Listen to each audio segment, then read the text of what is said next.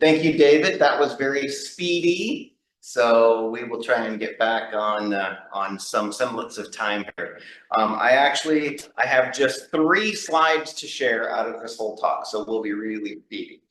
I'm a physical therapist. I have been frustrated with my profession for the last few years because I continue to see cases where a diagnosis is treated very well, but the patient is not assessed or treated.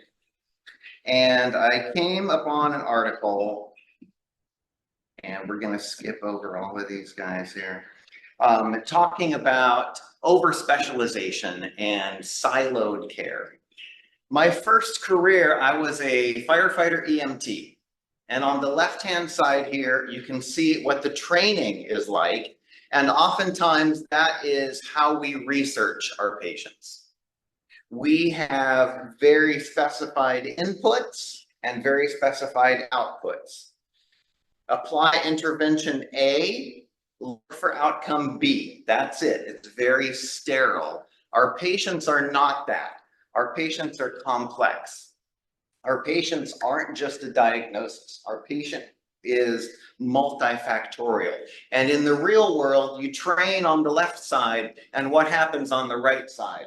You're off in the bushes, you've got a car seat in the back with a screaming infant, the car is on fire, there's lorries going by on the highway. It's not a sterile environment in the real world. And my concern is specialists are good.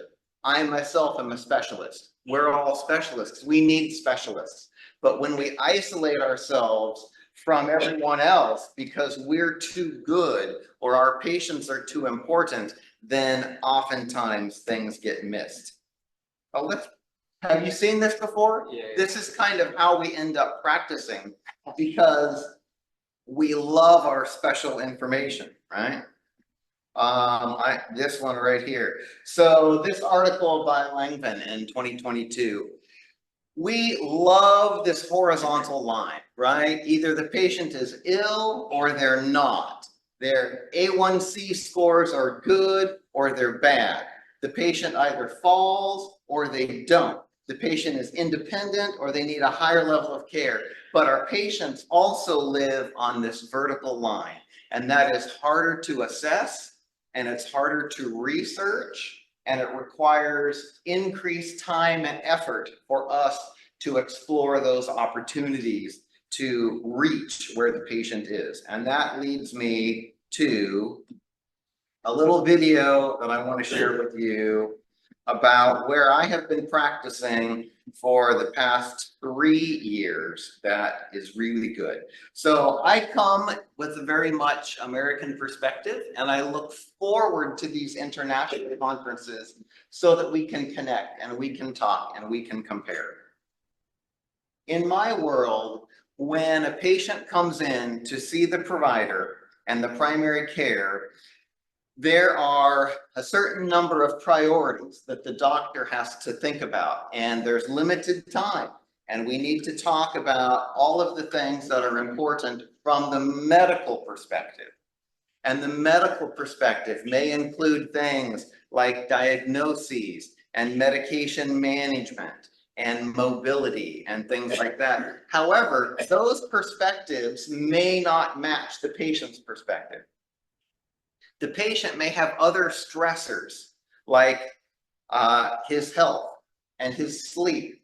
You mentioned a mortgage payment, right? Family stressors, things going on in their lives. There was a research study that said the average patient into primary care has 6 diagnoses, but the provider only has 14 minutes with them. So how do we prioritize care? I'm proposing a model, and this is where I have been working, where all of the providers are together in the same hallway in the same clinic. So the primary care provider is in there with the social worker, and the social worker can deal with the at-home issues while the primary care provider is taking care of the medical issues. Physical therapy is right there in the exact same hallway with the social worker and the pharmacologist and the mental health provider. We are all in the same hallway together so that if the nurse sees an issue, the nurse can refer to any of the providers. If the doctor sees an issue, the doctor can refer to any of the providers. If the physical therapist sees an issue and the patient is depressed, there's a social worker, literally a mental health provider across the hall from me. And considering an environment where all of your providers and all of your specialists are not siloed in different hallways or different departments or different buildings or even different parts of the city, but where you can bring providers together to provide a more holistic care for the patients when they come in. So while experts are good, there is the caution of being siloed away from patient access. And these patient aligned care teams where we are all together to focus on the patient's needs may be a good option to consider. I am here tomorrow. I am here Wednesday. I encourage questions. I encourage feedback. And we are on to our next provider.